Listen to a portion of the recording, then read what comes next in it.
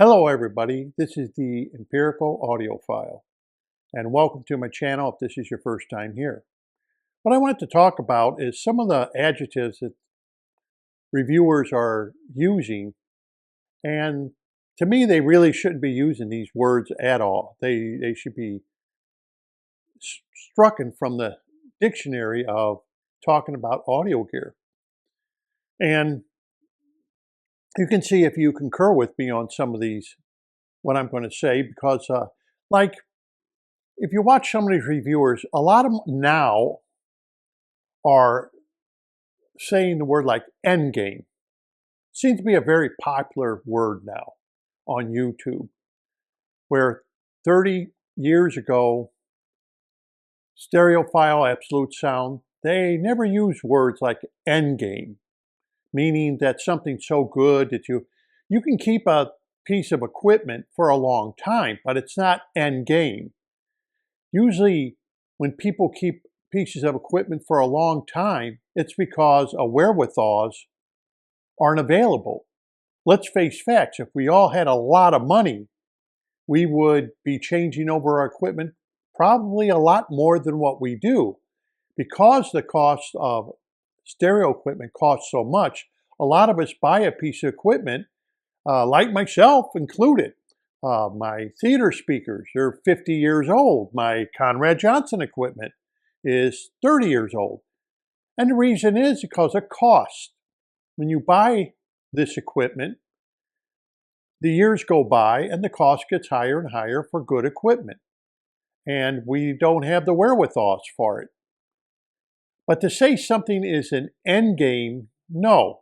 There are no end games. In fact, this was brought up by like John Atkinson of Stereophile, been brought up by the Absolute Sound. They don't like using words for like speakers saying that these are the best of the best. They may give it product of the year or the golden ear award or something for that year, because there's always something that's going to outbeat it some way, somehow. And we should all understand there are no end game. There may be speakers out there like these Macarias right here sitting next to me, the Macarias. These are not what I would call an end game speaker, but you may have them for decades if you buy them. But I would say it's not an end game because there's always something better coming out. And you just may have the funds in the future where you may want to replace them. In fact, if you watch videos like Jay's Audio, for example, he even explains to you how he sells very expensive equipment here in Florida.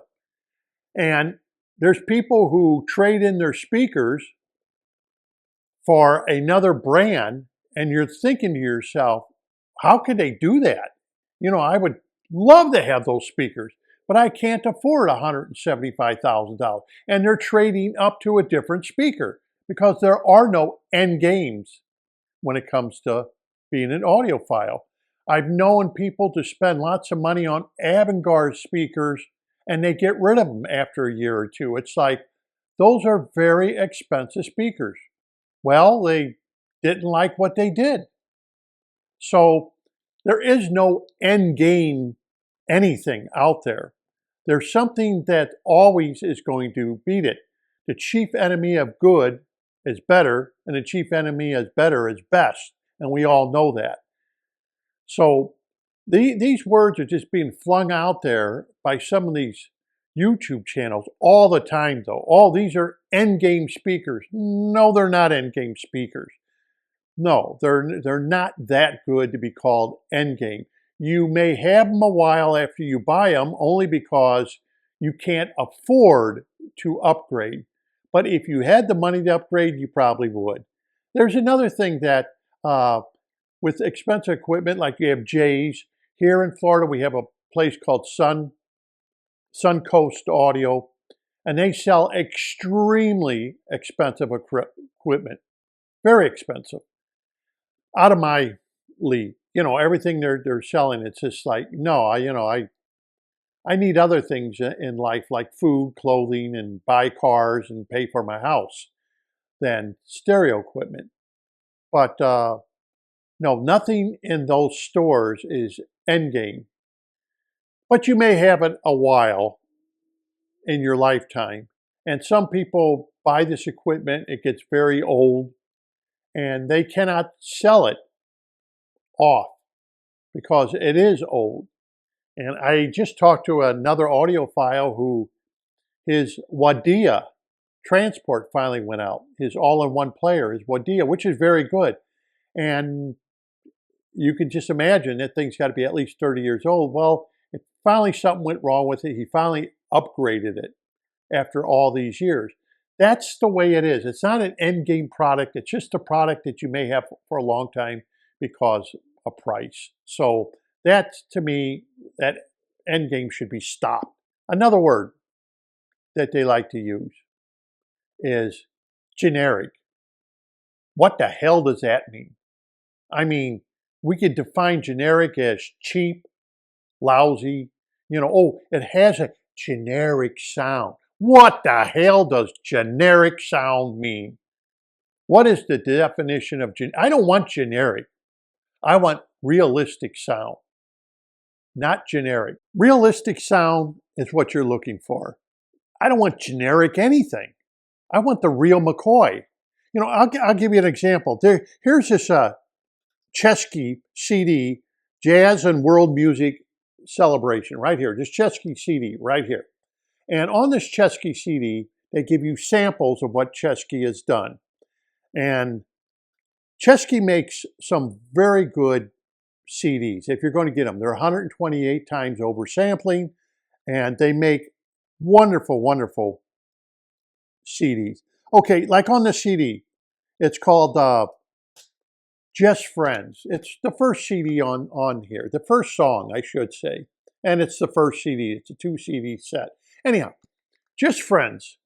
Now, on here, I was listening to this off of the Macarios that I have next to me, and they have a violin. And I mean, that thing sounds so realistic. It's scary. And it reminds me of a long time ago when I was with some friends. They were Polish from Poland, and they took us to a Polish restaurant here in Chicago. And I remember they had live music, and a violinist was there. And the violinist came up to our table and was playing. And I was really surprised how loud and the tonal quality of that violin was. It is very surprising when someone comes very close to you playing a violin that you could hear the body of that violin. And that's like the very first cut of this CD. The violin comes out and it's forward. And it sounds so realistic with the Macaria speakers. I mean, more realistic than it did with the voice of the theaters. And you would think the voice of the theaters, they're made to do that whole mid-range part. But I'll tell you, it was the most realistic violin of any CD I have ever heard. But that's what Chesky does. They really take the time out to make excellent quality musical CDs. Now, whether or not you approve of their music, you may not like it because it just is not your cup of tea. But as far as sound quality goes, audiophile sound quality, top notch.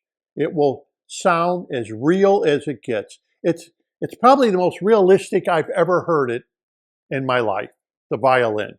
Now, I'm sure there are systems and speakers that can reproduce it just as good as the Macarias can.